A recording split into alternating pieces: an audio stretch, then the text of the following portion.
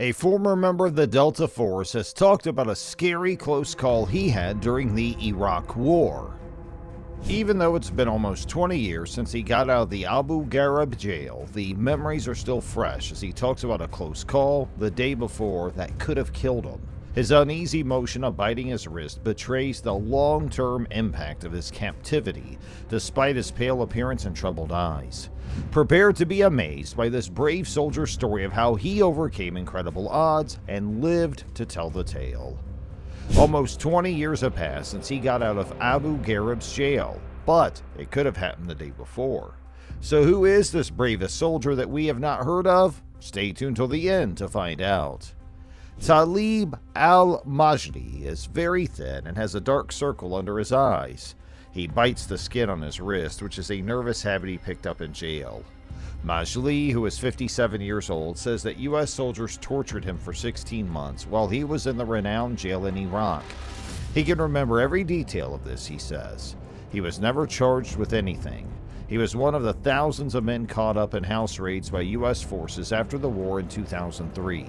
According to military intelligence sources quoted in a report on the detentions by the International Committee of the Red Cross, most of these men were taken by mistake.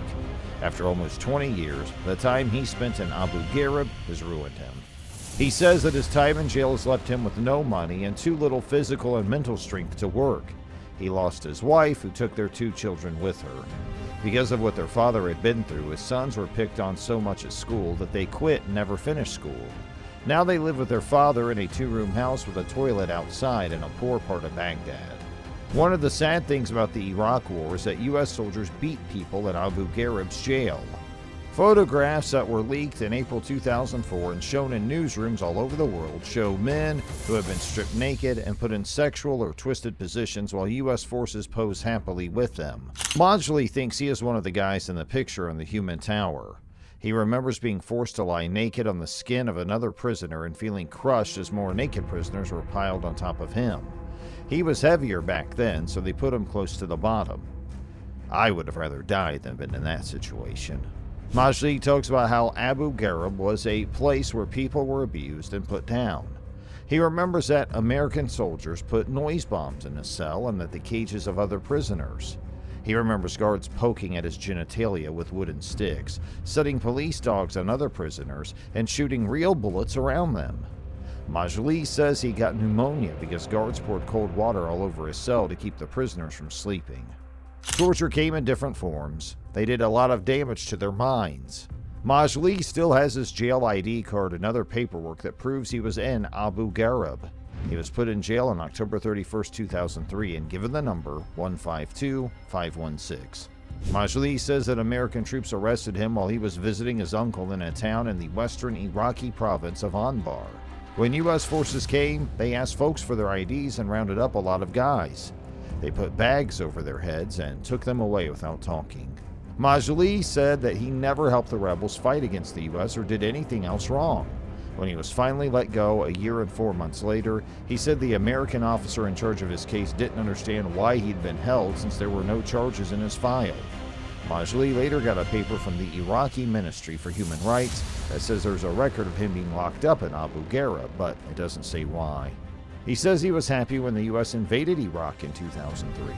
He was 37 years old, lived in Mosul, and was a foot soldier in the Iraqi army. He was trying to support his wife and 4 young children with the small pay he got. He says that Saddam Hussein's wars with Iran and Kuwait and the resulting chaos and fear have made their lives unpleasant, and Majdi wanted Saddam gone. Majdi says that when he left Abu Ghraib in February 2005, he was broken and hurt on the inside and outside. He had bad dreams and couldn't stop being angry about what had happened to him. Majdi says that the shame of his community learning that he had been tortured was almost worse than the beating itself. Everyone saw the pictures of the abuse at Abu Ghraib that were in the news. Even though Majdi was abused by people who had nothing to do with him, he says that his community made him and his family look bad. Majdi says that his wife could no longer handle it and left him. She divorced him because of what happened to him in prison and the scandal surrounding it. Majdi says that his wife left with their 2 children. Their 2 boys stayed with him and they all moved to a new part of Baghdad to start over. But his friends found out again that he had been in Abu Ghraib. Majli says that's when his kids quit school because they were being picked on, and they moved again to a new house.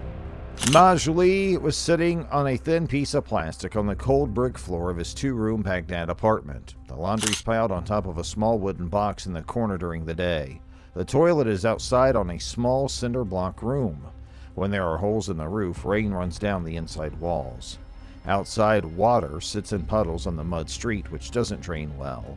Majli can only pay for this much. He does odd jobs and sometimes makes around $30 per week putting up ads for a business. Majli says his health never got better after being in Abu Ghraib. He doesn't have enough money to see a doctor, so he's never been told what's wrong. But he says it's hard for him to gain weight, he feels weak, and he doesn't have enough energy to work. In 2006, 11 soldiers from the United States were found guilty of crimes at Abu Ghraib.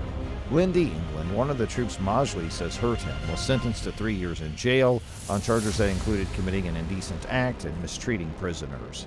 But Majli says that he and other Iraqis who were hurt at Abu Ghraib need money so they can start over. Majli says in the months and years after he was freed, he tried to get the U.S. troops to pay him for what he had been through. He couldn't afford a lawyer and didn't know how to get paid, so he went to the Iraqi Bar Association in Baghdad for help. But he says all they told him was that they didn't handle cases like his. He then asked the Iraqi Ministry for Human Rights for help. They wrote him a letter and let him know that he was in their system as a former Abu Ghraib prisoner, but that's all they could do. He didn't know what to do or where to go.